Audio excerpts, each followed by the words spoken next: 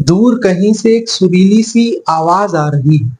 ध्यान से सुनने पर पता चलता है ये आवाज किसी पक्षी की है और गौर से सुनने पर पता चलता है ये आवाज एक कोयल की है। पर कोयल को एक पक्षी मात्र कह देना किस हद तक सही है? क्योंकि जब भी कोई इंसान बेहद सुरीला गाता है तो हम कहते हैं क्या कोयल सी आवाज है। हम उसकी तारीफ करते हैं उसे कोकिल कंठी बुलाकर।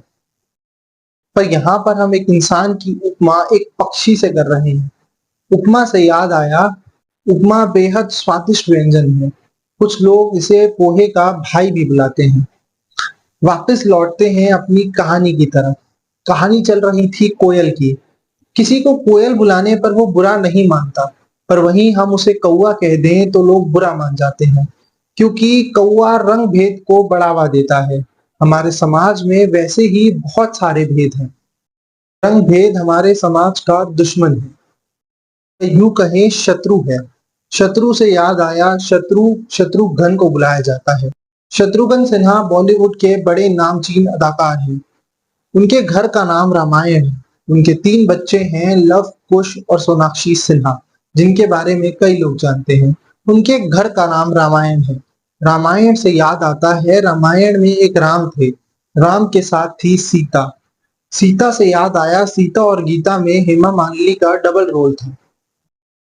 डबल रोल से याद आया, एक शाहरुख खान की फिल्म थी जिसका नाम था डुप्लीकेट। सलमान खान भी एक फिल्म जुड़वा कर चुके हैं। आजकल 2 नंबर का बहुत चलन है। स्त्री 2, भूल भुलैया 2, जाने ऐसे ही कितने 2 आ रहे हैं। हनी सिंह तो इस लिमिट से बहुत आगे निकल चुके हैं। वो 2, 3, 4, 5 जाने कहाँ तक पहुंच गए हैं। हनी सिंह से याद आया, हनी खाना आपकी सेहत के लिए बेहद अच्छा है। हनी खाने से आपका शरीर स्वस्थ होता है। स्वस्थ से याद आया, बादशाह बेहद स्वस्थ व्यक्ति हैं, तंदुरुस्त हैं, तुष्ट-पुष्ट हैं, पर उनके वेट को लेकर अक्सर मजाक उड़ाया जाता है। हनी सिंह ने अपने नए गाने में उनका मजाक उड़ा दिया है। मजाक से याद आया, एक रैपर हैं जिनका नाम है किंग। उनकी और एमिवे की भी बहुत तगड़ी लड़ाई चल रही है।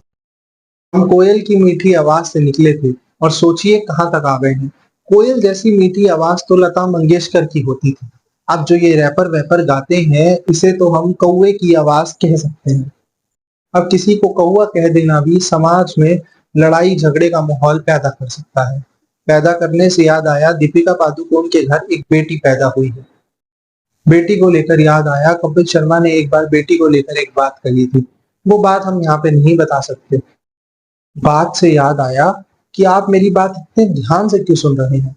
आपको बात करने के पैसे नहीं मिलते। आपको ऑफिस जाना पड़ता है, अपना काम करना पड़ता है। जाइए अपना काम-काज कीजिए। मैं तो अपना काम दूसरों पर डालकर इसी तरीके की बातें करता रहता हूँ। मिलेंगे आपसे किसी और वीडियो में, तब तक के लिए नमस्कार।